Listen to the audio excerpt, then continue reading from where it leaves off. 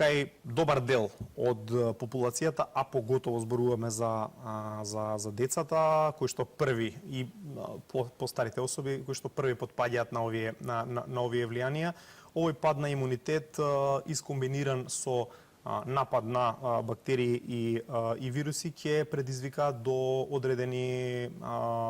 здравствени проблеми и тегови. Пред се дискутираме тука за некои инфекции, дали се од типот на стомачни инфекции или се од типот на респираторни инфекции, при што секогаш ние ќе почнеме со некоја мала температура, па ќе потрае неколку дена, па почнуваат симптоми класичниот тип на течење на нос,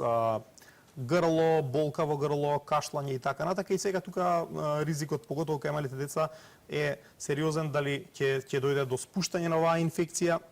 во белите дробови или евентуално втора опасност ни е некоја инфекција на ушите, и заради тоа е многу важно брзо да се реагира. Така да стомашниви и респираторните